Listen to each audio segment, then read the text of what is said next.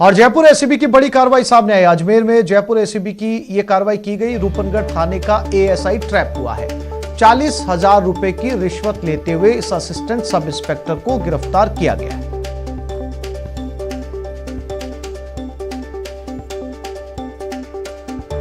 और इसी खबर पर ज्यादा जानकारी के लिए बात करते हैं हमारे संवाददाता राकेश गुसाई के साथ। राकेश, किस मामले में इसने 40,000 रुपए की रिश्वत मांगी थी? सिर्फ 300 308 का एक मुकदमा था, जिसके तहत परिवादी को लाभ देने के लिए इस सब इंस्पेक्टर एएसआई द्वारा पैसा मांगा गया था। इसकी शिकायत को लेकर जब परिवादी एसीबी मुख्यालय पर आया और मुख्यालय में डीपी एसीबी बीएल सोनी और इसके अलावा एडीजी दिनेश एमएन से जब उसने मुलाकात, बताया कि आरोपी जो सब इंस्पेक्टर एएसआई है वो बार बार घासीलाल वो बार बार उसे परेशान कर रहा है। अगर वो पैसा नहीं देगा तो 308 के मुकदमे में उसको वो जेल करवा देगा। इसके एवज के बाद में यहाँ से आलोक एडिशनल एसपी आलोक शर्मा के निर्देश की टीम तैयार की गई और ये टीम अभी मौजूदा समय के अंदर रूपनगढ़ अजमेर का एक थाना है वहां पर मौजूद है, जहां पर इस एएसआई घासीलाल को तो गिरफ्तार कर ही लिया है 40,000 की रिश्वत लेते हुए। इसके बाद जब ये टीम पूरी की पूरी वापस सब इंस्पेक्टर सियाराम विश्नोई के पास थाने पहुंची, क्योंकि इसके अंदर इन्वॉल्वमेंट उसका भी बताया जा रहा था, लेकिन जैसे ही एसीबी की भनक उसे भी लगी तो वह मौके से फरार हो गया। हालांकि उसको वापस थाने पर आने के लिए उच्च अधिकारियों के द्वारा बुलाया जा रहा है, लेकिन अभी तक किसी भी प्रकार से वो थाने पर नहीं आया। सियाराम विश्नोई इस सब इंस्पेक्टर का नाम है। इसके अलावा परिवादी 308 के मुकदमे के अंदर बार बार थाने जा रहा था, रूपनगढ़ थाने, और जिसके लिए घासीलाल उसको बार बार प्रेशराइज कर रहा था कि अगर वो उस चीज के लिए पैसा देगा तो उसको इस पूरे घटनाक्रम में, इस पूरे मामले के अंदर कहीं ना कहीं रियायत मिल जाएगी, लेकिन अगर वो पैसा नहीं देता है तो उसको जल्द वो जेल करवा देगा।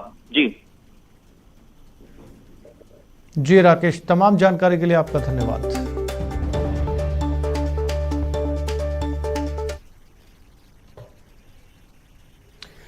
युवाओं को रोजगार के अवसर देने के लिए सीएम ने विभिन्न पदों पर भर्ती और नए पदों के सृजन को मंजूरी दी है। मुख्यमंत्री ने कृषि उपज मंडी समितियों में कनिष्ठ लिपिक के 511 खाली पदों पर भर्ती की मंजूरी दी है। मंडी समितियों में सूचना सहायक के 253 नए पद सृजित करने के लिए प्रशासनिक स्वीकृति भी दे दी गई है। राजस्थान कृषि प्रसंस्करण, कृषि व्यवसाय, कृषि प्रोत्साहन नीति 2019, प्रधानमंत्री सूक्ष्म खाद्य उन्नयन योजना और ई नाम जैसी योजनाओं के संचालन के लिए आईटी की जानकारी रखने वाले कर्मचारियों की जरूरत है। इसे देखते हुए सीएम गहलोत ने कृषि उपज मंडी समितियों में सूचना सहायकों के 253 नए पद सृजित करने को मंजूरी दी है।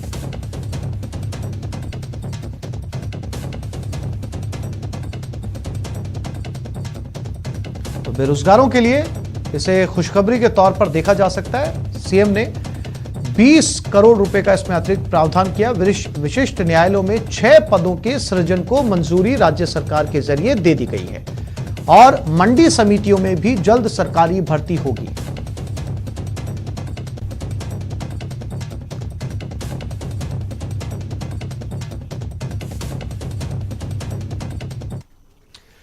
कोटा पुलिस ने कोटा में हो रही लगातार चाकूबाजी की वारदातों के बाद बड़ी सफलता हासिल की है। कोटा पुलिस ने अजमेर पुलिस के सहयोग से पुष्कर में खुलेआम बेचे जा रहे धारदार हथियारों पर शिकंजा कसते हुए भारी मात्रा में धारदार चाकू समेत अन्य हथियार बरामद कर 6 दुकानदारों को सलाखों तक पहुंचाने में कामयाब हुई। कोटा पुलिस ने इस पूरी कार्रवाई को अंजाम दिया।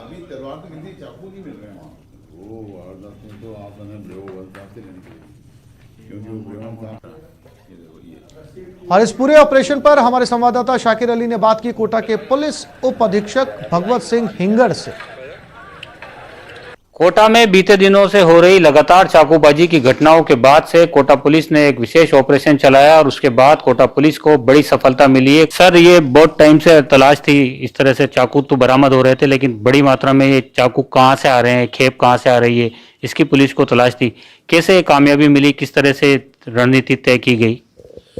एक्चुअल में पिछले कुछ दिनों से ये बात आ रही थी कि चाकू या तो ऑनलाइन मंगाए जा रहे थे या फिर पुष्कर से आने की बात बदमाश बता रहे थे। अभी 2 दिन पहले ट्रक चालकों को लूटने की योजना बनाते हुए 5 बदमाश कुनाड़ी थाना इलाके में पकड़े थे। उनमें वो सभी क्रिमिनल्स थे और उनके पास 6 बिल्कुल नए चाकू उनके पास मिले थे। तो उनसे ये पूछा था कि चाकू कहाँ से लेकर आए, तो उन्होंने बताया कि हम पुष्कर के अंदर लाए और वहाँ पे जो है बिल्कुल खुले आम जो ये सजावटी सामान बेचते हैं, तलवार वगैरह, ढाल और वो चाकू, तो वो बेचते हैं। इस पर फिर पुलिस अधीक्षक महोदय ने वहाँ अजमेर में सीनियर ऑफिसर से बात की और यहाँ से भी फिर टीम भिजवाई थी और संयुक्त रूप से वहाँ जो है ये अजमेर और कोटा पुलिस की संयुक्त कार्रवाई में कल वहाँ पे 6 व्यापारी जो इस तरह के, उनके पास सैकड़ों की मात्रा में धारदार हथियार और जो है चाकू, कुकरी, पंच, तलवारें और काफ़ी सारा सामान उनके पास जब्त हुआ था। और इससे जो है काफ़ी, अब वो सब दुकानें अभी बंद हो गई है और उससे अब यहाँ पे जो चाकूबाजी की घटनाएं हैं हो रही थी उसको रोकने में मदद मिलेगी। सर, कोटा में पिछले साल की बात करें या अब तक की बात करें तो कितनी चाकूबाजी की घटनाएं हुई है, क्योंकि कई सारी हत्याएं भी चाकूबाजी के चलते देखने को मिली थी। ये सही है कि पिछले साल कुल मिला के और 108 घटनाएं चाकूबाजी की हुई थी साल भर में कोटा में, और कुछ उसमें किसकी मृत्यु भी हुई थी कुछ लोगों की। और अब 2 तरह से अभियान चल रहा है अभी कि एक तो सिवीज के अंदर काफ़ी सारा पुलिस फोर्स निकलता है और जो नवयुवक हैं इसमें ज़्यादातर कई बच्चे नाबालिग भी इसमें पकड़ में आए हैं और दूसरे भी, तो जो कम उम्र के लड़के हैं उनकी सघन तलाशी पूरी कॉलोनी के अंदर, पूरे बस्ती के अंदर इस तरह की तलाशी ले रहे हैं। उसमें अभी कुनाड़ी इलाके में भी उसमें 3 चाकू मिले थे और मकबरा इलाके में भी इस तरह जो है वो अचानक तलाशी करने से वो इस तरह चाकू मिले थे। शाकिर अली, न्यूज़ 18, कोटा। और मरुधरा में ऐसे कई जगह हैं जहां लोग बूंद बूंद पानी के लिए तरस रहे हैं। वहीं भीलवाड़ा में हजारों लीटर पानी रोज यूं ही बर्बाद हो रहा है और जलदाय विभाग आंखें मूंदे पड़ा है, लेकिन कुछ लोग इस पानी का सदुपयोग भी कर रहे हैं। पानी हुई सड़क,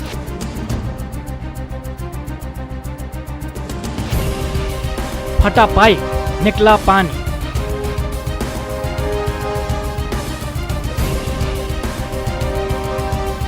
हजारों लीटर पानी बर्बाद।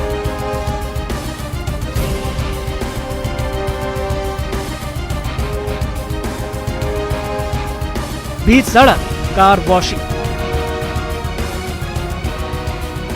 पहले ये तस्वीर देखिए, ये तस्वीर भीलवाड़ा के पटेल नगर मीरा। और फिलहाल सीधा रुख करते हैं गोविंद सिंह डोटासरा की प्रेस कॉन्फ्रेंस की तरफ। उनके अंदर जो न्यूनतम 60% है उसके अंदर छूट दी है, जो मैं आपको बताना चाहता हूं।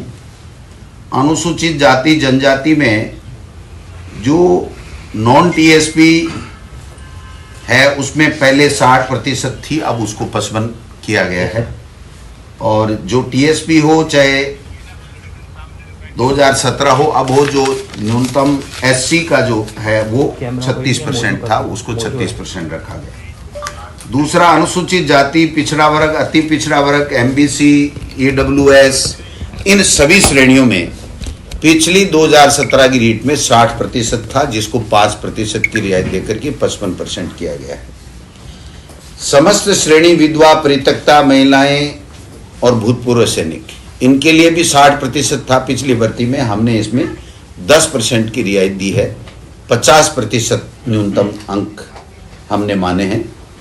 और दिव्यांग निःशक्त जन श्रेणी में नियमानुसार आने वाले समस्त व्यक्ति, इसमें भी 60% था, लेकिन चूंकि हाईकोर्ट में भी लोग पिछले समय जो सिलेक्ट बच्चे गए और हाईकोर्ट ने भी इसको 40% तक अलाउ किया था, तो हमने उसको हाईकोर्ट के निर्णय को और लोगों की डिमांड्स को देखते हुए इसमें भी 40% न्यूनतम अंक हमने करने का फैसला किया।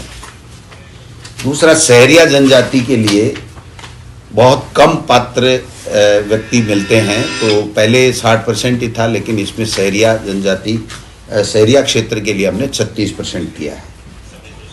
दूसरा जो एक मुद्दा रहता था कि जो 50% अंक न्यूनतम जो स्नातक है, तो वो स्नातकोत्तर या स्नातक में बीएड करने वाले जो बच्चे हैं उनको भी हम लोग अलाउ करते हैं। एनसीटी की जो 13 नवंबर 2019 की जो गाइडलाइन थी उसकी पालना करते हुए हमने पहले अगर स्नातक में 50 नहीं है, स्नातकोत्तर में कितने भी हैं, तो वो नहीं बीएड ये रीट दे पाता था, अब उसमें कर दिया गया। दोनों में से किसी भी में भी अगर वो 50% है तो वो भाग ले सकता है रीट के अंदर। दूसरा जो न्यूनतम अंकों का था, बाकी अन्य कैटेगरी के लिए जो 12वीं में या जो बीए में, उनमें जो छूट थी वो EWS और ये जो हमारा दूसरे जो दोनों MBC है उसमें भी उसको शामिल करते हुए पहले की तरह बराबर इन दोनों कैटेगरी को भी हमने शामिल कर लिया है। वाणिज्य जो विषय था उसकी काफ़ी समय से मांग उठ रही थी और उसको शामिल पहले नहीं किया जा रहा था। अब हमने इसको सोशल स्टडी L2 जो L2 का होगा हमारा B.Ed किया हुआ व्यक्ति, तो वो उसमें सोशल स्टडी के अंदर हम उसको B.Ed वाले को भी पात्र मान रहे हैं। एक रीट के साथ हमें सिलेक्शन का जो क्राइटेरिया था, जो पहले रूल थे उसमें 30% एकेडमिक के थे और 70% रीट के थे। तो हालांकि ये रीट का पार्ट नहीं है, लेकिन बताना जरूरी है क्योंकि जो बच्चा रीट दे रहा है उसको ध्यान में रहना चाहिए कि मेरा सिलेक्शन का क्या क्राइटेरिया है। तो उसको जो हमारे राजस्थान के नौजवान शिक्षित बेरोजगार जो ज़्यादा आने चाहिए, जिनकी बहुत बड़ी मांग थी, उसको ध्यान में रखते हुए अब जो पहले हमने टेट में कर रखा था उस तरीके से यहाँ पर 90% रीट का वेटेज। और अब रुक करते हैं बीजेपी की प्रेस कॉन्फ्रेंस की तरफ, जहां राष्ट्रीय प्रवक्ता बीजेपी के संबित पात्रा इस समय संबोधित कर रहे हैं। उनके लिए सर्वस्व गांधी परिवार है, सब कुछ गांधी परिवार है। बस ना आर्मी कोई है, ना वैज्ञानिक कोई है, ना सुप्रीम कोर्ट कुछ मायने रखता है, केवल और केवल गांधी परिवार। कहां है राहुल गांधी? छुट्टी बिताने बाहर गए हुए हैं खुद, और यहां पर र्यूमर मॉन्गरिंग करवा रहे हैं, यहां पर भ्रम फैला रहे हैं। आप बताइए, इस प्रकार की बातें इतने गंभीर विषय को लेकर होनी चाहिए क्या? जो र्यूमर्स होती हैं वो जंगल की आग की तरह फैलती है। Rumours spread as wildfire, and in this most important time when we should be comforting the people of the country, when we should be talking about the truth, when we should have a scientific bias towards whatever we talk, when we should in fact be supporting scientific advices given by some of the most important competent authorities of the country, when we should be talking about confidence, instilling confidence in people of India, we have the Congress party, Shashi Tharoor, Jairam Ramesh, many others who in fact have been trying their best to rumor-monger, who have been lying, who have been trying to cause some kind of chaos in this country. इस देश में भ्रम फैलाना चाहते हैं। और केवल राहुल गांधी और कांग्रेस पार्टी नहीं है, अखिलेश यादव जी भी, वो दो अच्छे लड़के, ये दो अच्छे लड़के बने हुए थे ना, साइकिल पर बैठ के चल रहे थे दोनों साथ में, फिर बाद में साइकिल से उतारा। ये दोनों का एक जैसा हाल है। अखिलेश जी कह रहे थे ये बीजेपी की वैक्सीन है, मैं वैक्सीन नहीं लगाऊंगा। वैक्सीन कोई बीजेपी की और कांग्रेस की होती है क्या? वैज्ञानिकों ने ये शोध के बाद ये वैक्सीन बनाया है, जन कल्याण के लिए वैक्सीन बनाया है, और आपको जान के खुशी होगी। एक छोटे से ब्रेक के लिए रुक रहे हैं, जल्द लौटते हैं।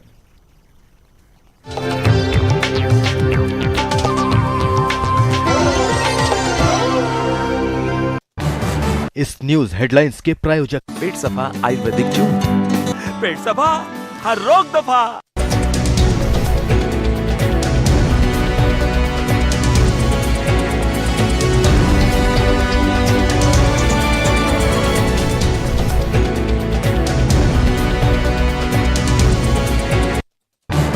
इस न्यूज हेडलाइंस के प्रायोजक पेट सफा आयुर्वेदिक जून, पेट सफा हर रोग दफा। सरकार के फैसलों पर लोगों का रेजिस्टेंस सड़कों पर जरूरी है खरी बात, हर किसी की भागीदारी पर, आप जो और सवाल उठाने से ही मिल पाएगा जवाब। उनकी चिंताएं किस तरह की? आप कोरोना से लड़िए, आपके लिए हम करेंगे कोरोना पर हर एक सवाल। प्राइम डिबेट सिर्फ न्यूज़ 18 राजस्थान पर। सवाल सारे, मुद्दे तमाम, माइक पर सरे आम, होकर ऑटो पे सवार। जब पूछेगा रिपोर्टर, आपके क्षेत्र के हर मसले का जवाब मिलेगा बिल्कुल नए अंदाज में। जब आएगा ऑटो में रिपोर्टर, रोज रात 8:26 पर, सिर्फ न्यूज़ 18 राजस्थान पर। जरूरी है कोरोना की हर एक खबर, जरूरी सरकार के फैसलों का असर, सियासत की चाल और इकोनॉमी का हाल जानना जरूरी, बाजार से एग्रीकल्चर और रोजगार की खबर भी जरूरी। इसलिए देखिए जरूरी खबरों का प्राइम टाइम, न्यूज़ 18 प्राइम, सिर्फ न्यूज़ 18 राजस्थान पर।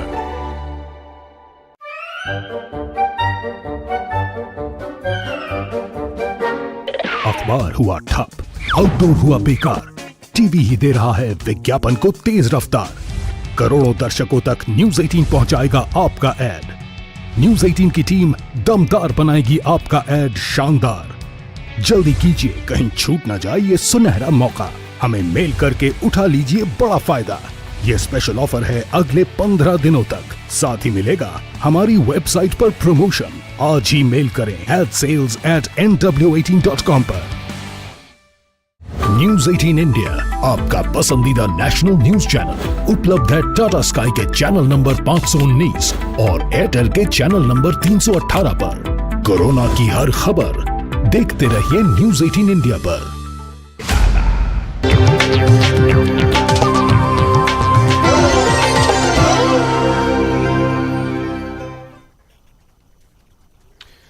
रिलायंस इंडस्ट्रीज लिमिटेड ने अपनी सब्सिडियरी कंपनी रिलायंस जियो इन्फोकॉम लिमिटेड के जरिए पंजाब और हरियाणा हाईकोर्ट में उपद्रवियों पर सरकारी प्राधिकरणों द्वारा तत्काल हस्तक्षेप करने के लिए याचिका दायर की है। दोनों राज्यों में इन्होंने जरूरी कम्युनिकेशन इंफ्रास्ट्रक्चर, सेल्स और सर्विसेज आउटलेट्स पर तोड़फोड़ की।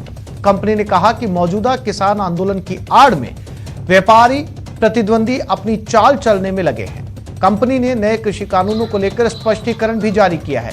रिलायंस ने नए कृषि कानूनों के नाम पर किए गए दावों को लेकर एक स्पष्टीकरण जारी किया है। साथ ही कंपनी ने यह भी बताया कि वो किसानों की बेहतरी के लिए अपने स्तर पर क्या कदम उठा रही है।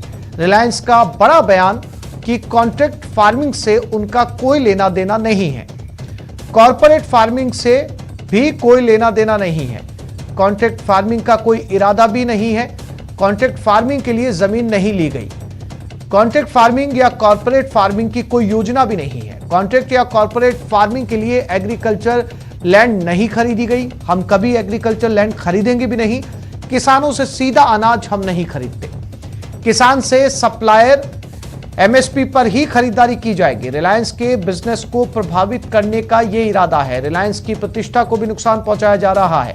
पंजाब और हरियाणा हाईकोर्ट से रिलायंस की अपील है कि रिलायंस के कर्मचारियों और प्रॉपर्टी की सुरक्षा सुनिश्चित करें। कोई लंबी अवधि का खरीद करार नहीं किया, किसानों की खुशहाली के लिए प्रतिबद्ध हैं। पंजाब और हरियाणा हाईकोर्ट में रिलायंस ने अपने तथ्य रखे हैं। तीनों कानूनों से रिलायंस का कोई लेना देना नहीं। रिलायंस का नाम जोड़ने के पीछे गंदे इरादे हैं।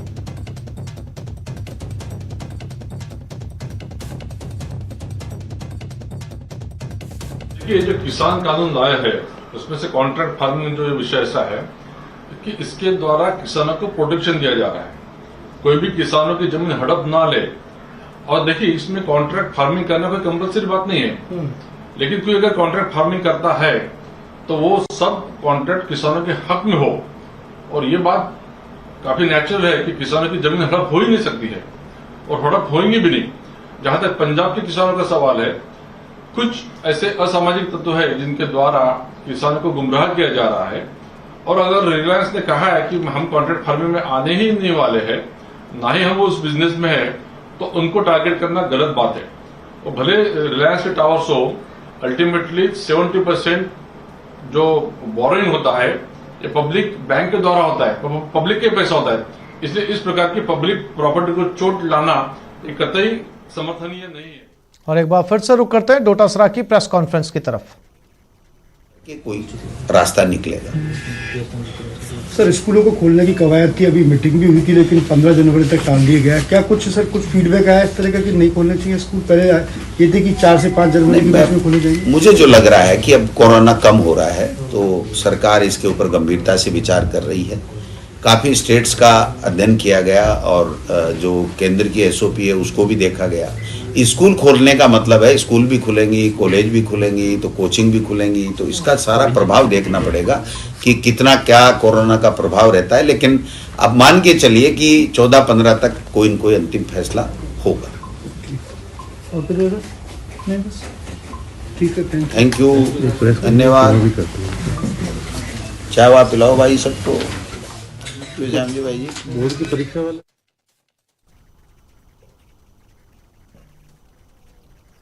तो ये गोविंद सिंह डोटासरा की प्रेस कॉन्फ्रेंस शिक्षा संकुल में पत्रकारों ने स्कूलों और कॉलेजों के खुलने से संबंधित सवाल भी पूछा, जिसको लेकर शिक्षा मंत्री गोविंद सिंह डोटासरा ने कहा कि पहले वो हालात का मूल्यांकन करेंगे। हालांकि कोरोना इस वक्त कम हो रहा है, लेकिन 14 या 15 जनवरी तक वो एक फैसले पर जरूर पहुंचेंगे कि स्कूल कॉलेजेस खोलने हैं या नहीं।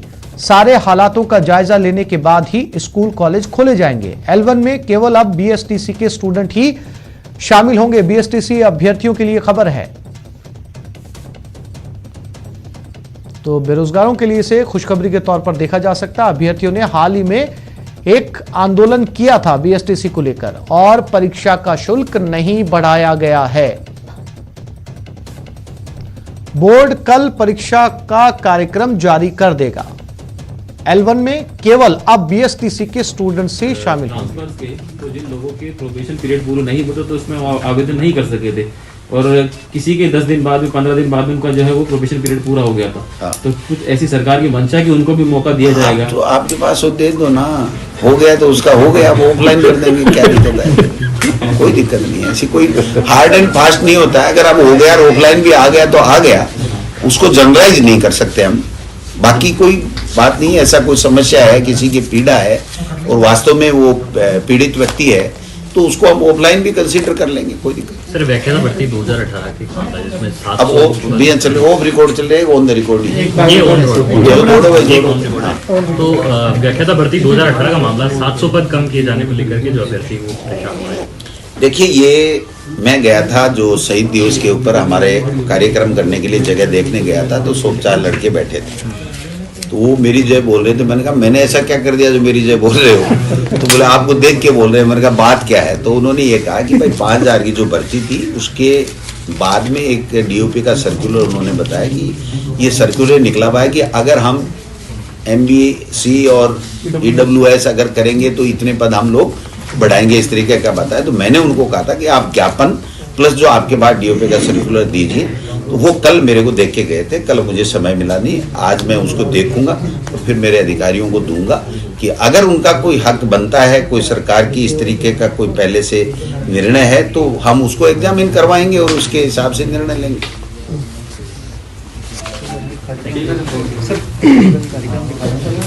वो कार्यक्रम वैसे फाइनल लाइन है, टेंटेटिव कार्यक्रम ही।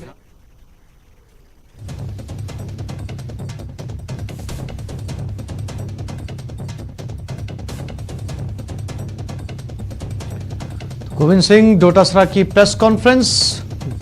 बोर्ड की परीक्षा का कार्यक्रम जारी होगा और जैसा कि बीएसटीसी से जुड़े स्टूडेंट्स L1 परीक्षा में शामिल हो पाएंगे। अभ्यर्थियों ने हाल ही में बड़ा आंदोलन किया था। बेरोजगारों से जुड़ी भी बेरोजगारों के लिए भी अच्छी खबर है, जिसमें कई तरह की घोषणाएं डोटासरा ने की। परीक्षा का शुल्क नहीं बढ़ाया जाएगा। बोर्ड कल परीक्षा का कार्यक्रम जारी कर देगा और 11 जनवरी 8 फरवरी से आवेदन प्रस्तावित हैं। 25 अप्रैल को परीक्षा होगी।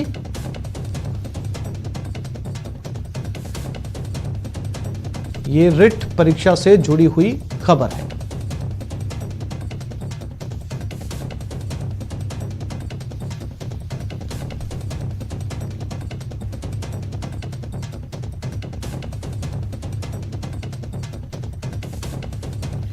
तो गोविंद सिंह डोटासरा की प्रेस कॉन्फ्रेंस, जिसमें उन्होंने एक सवाल के जवाब में कहा कि स्कूल और कॉलेजेस को भी जल्द ही खोला जाएगा।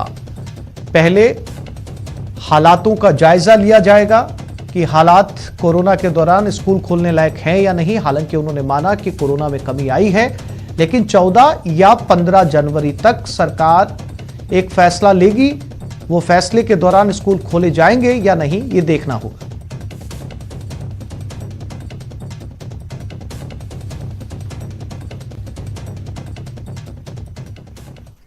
तो इस बुलेटिन में फिलहाल इतना ही। नमस्कार।